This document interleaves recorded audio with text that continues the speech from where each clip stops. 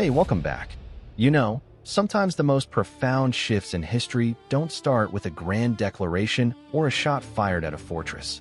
Sometimes they start with something incredibly small, something personal, something like a pet, a dog, to be exact, a dog that decided to go for a walk. I'm Ibnul J. Farabi, and this is Flashpoints, the wars that shaped us. A Light Knot Studios production. And today, we're talking about a conflict so bizarre, so utterly human in its absurdity, that it's often relegated to a footnote, the War of the Stray Dog. Or, as the history books more formally call it, the 1925 Greco-Bulgarian incident. It's October 1925. The setting is a quiet, wooded strip of land between Greece and Bulgaria, near a border post called Demir Kapia. The Great War, what we now call World War I, has been over for 7 years, but the air in the Balkans is still thick with tension, with old grievances, with the raw nerves of newly drawn borders. On the Greek side of this tense line, a Greek soldier is on patrol, and his dog, his companion, wanders off. Maybe it chased a squirrel, maybe it just caught an interesting scent. The dog trots across that invisible, yet deadly serious, line in the dirt. It crosses into Bulgaria. What does a soldier do when his dog runs into a foreign nation? He goes after it. This wasn't a strategic decision, it was a human one. He chases his pet across the border, and from the Bulgarian guard post, they see a Greek soldier, in uniform, crossing armed into their territory. Shouts ring out. A shot is fired. The Greek soldier falls, dead. Now pause here. In the grand, cold calculus of geopolitics, this is a minor border incident.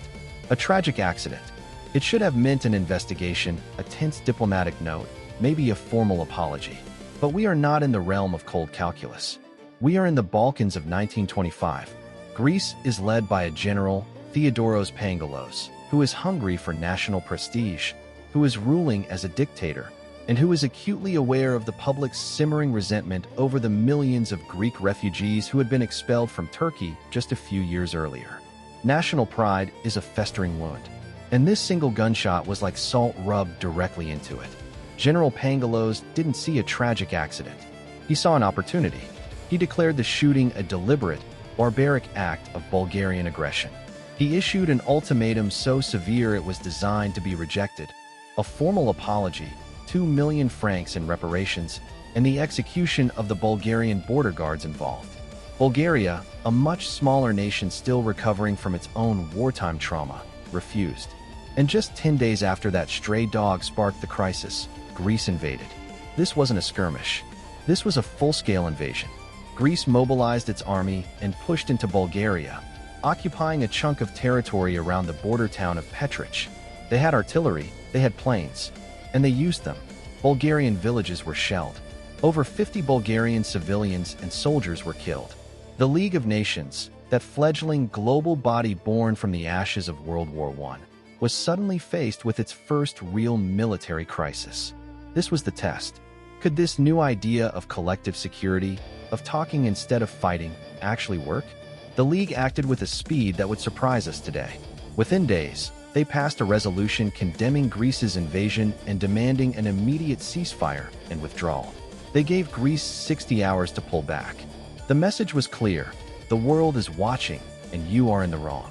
But General Pangalos, perhaps thinking the League was just a paper tiger, hesitated. He delayed. And here's where the story takes a turn from the tragic to the almost darkly comedic. The League's council was being presided over by the French Foreign Minister, Aristide Briand. And in a moment of sheer diplomatic improvisation, Briand reportedly picked up the telephone, a technology that itself felt modern and urgent, and he called the Greek government directly. Imagine that. No formal cables, no waiting for couriers. A direct call. And he delivered, in no uncertain terms, the final order: withdraw or face the consequences. The credibility of the entire post-war peace structure was on the line. Faced with unified international pressure and the very real threat of sanctions or even military action from other powers, Greece backed down. They withdrew their troops.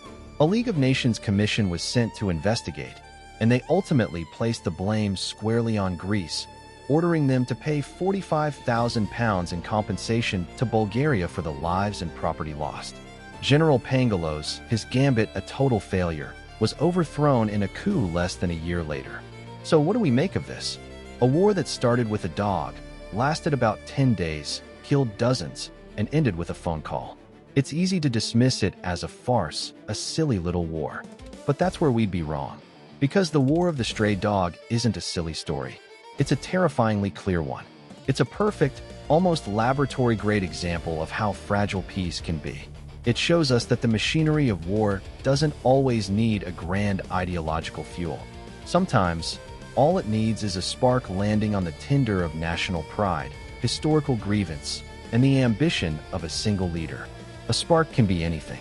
An archduke's assassination, a disputed canal, or a soldier chasing his dog. For me, Ibnul, an engineer by training, I see this as a systems failure. The safety mechanisms, diplomacy, communication, cooler heads, were all bypassed. The system was primed for an overreaction, and the stray dog incident was the triggering event. It's a lesson in how we design our human systems. Are they built to dampen escalation or to amplify it? The War of the Stray Dog also gave the League of Nations its first and, arguably, its only clear-cut victory. It worked. Collective security worked. For a brief moment, the world saw that a multinational body could actually stop a war. Of course, we know what happened later. The League would fail catastrophically in the face of larger aggressions in the 1930s. But in 1925, it showed a glimmer of what could be possible. That phone call from Aristide Briand was a signal that the old way of unilateral might wasn't going to be tolerated without comment anymore. It was a flicker of a new world order, however imperfect and short-lived. So the next time you see your own dog, or any pet, dart off on an adventure, think about that Greek soldier. He wasn't thinking about treaties or invasions. He was just trying to get his friend back.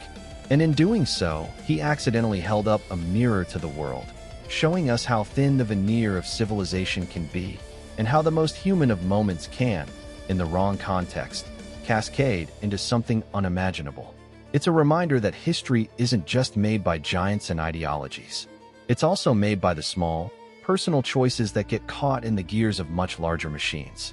Thanks for listening to this episode of Flashpoints.